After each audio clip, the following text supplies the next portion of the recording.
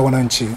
Ilikuwa tumetazamia hili na ni mojawapo ya kumpa shukrani na serikali yake, kwa sababu tulikuwa tumepata pigo kumtoa Kazungu Kambi na wasiwasi wetu ulikuwa pengine tutapoteza, lakini nataka kumpongeza hasa mbunge Dani Kazungu kwa kupewa hichi kiti, na ni ombi letu aweze kwenda kufanya kazi vizuri katika hii wizara ili aweze kuona watu wa Pwani hasa tumeweza kuonyesha ukakamavu wetu.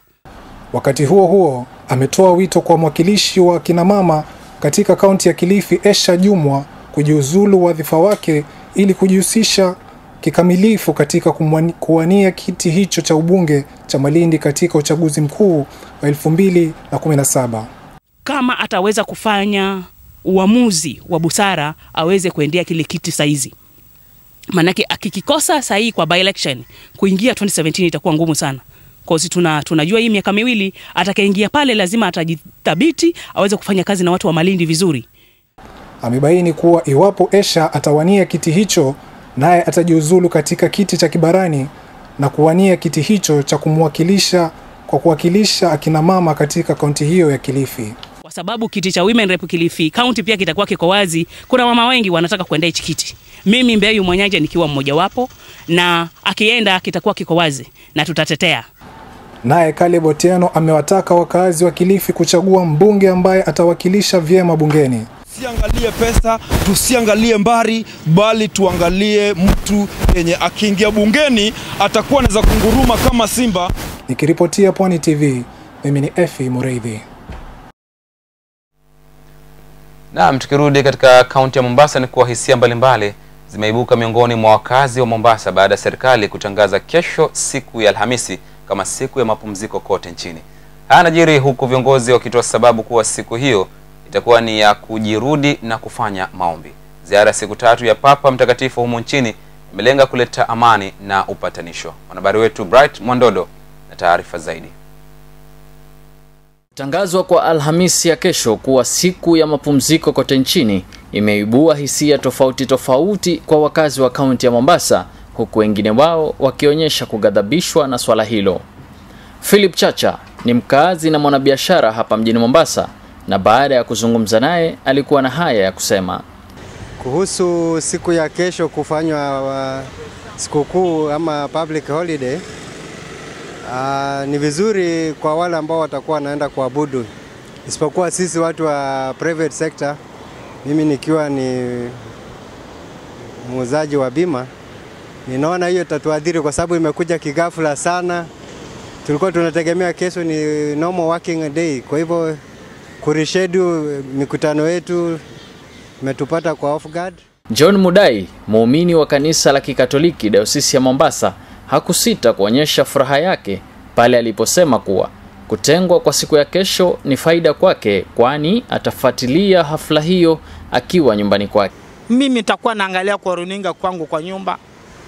Wakati wao wanaanza kuimba, mimi pia naimba kama sawa. Nimempatia nafasi ya kuimba na wale pamoja. Ningekuwa hapa kazini singeweza kuimba kwa sababu ningekuwa nashughulika huko na huko. Lakini kiyo nimetulia, nitakuwa niko pamoja nao katika maombi.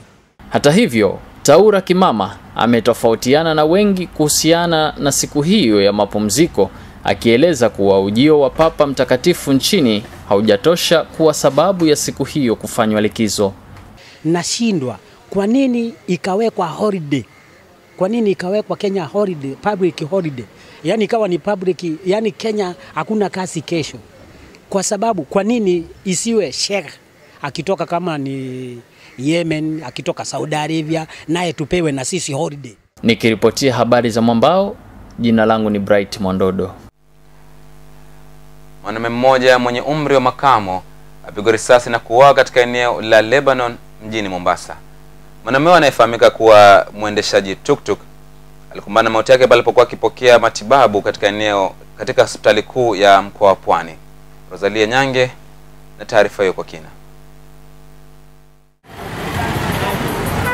Mwenda zake alikuwa katika harakati zake za kuendesha tuktuk nyakati za jioni eneo hilo la Lebanoni, asijue litakalomfika.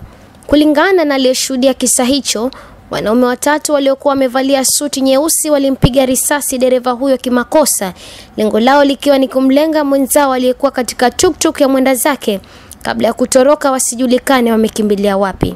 Sasa baada ya kupiga risasi, kuna watu watatu wameweza kukimbilia tuktuk nyingine ya yellow na walikuwa na bunduki. Hao watu waliweza kuvaa suti za nyeusi na walikuwa na bunduki seska, na ile tuktuk walipanda ni rangi ya yellow na namba tuliweza kuchukua nikawapa. Kufikia sasa, mwenda zake amehifadhiwa katika chumba cha kuhifadhi maiti katika hospitali hiyo ya Makadara, huku uchunguzi ukianzishwa na idara ya polisi jijini humo. Nikiripotia habari za Mwambao, naitwa Rosalia Nyange. Naam, ni hayo tu tulikuwa tumekuandalia usiku wa leo. Kwa niaba ya wale wote waliofanikisha taarifa hizi, natoa shukrani za dhati. Langu jina ni Haji Ramadhan. Tutane tena panapo majaliwa. Mzangu hapa ni Judith Mamoyo. Bwana usiku.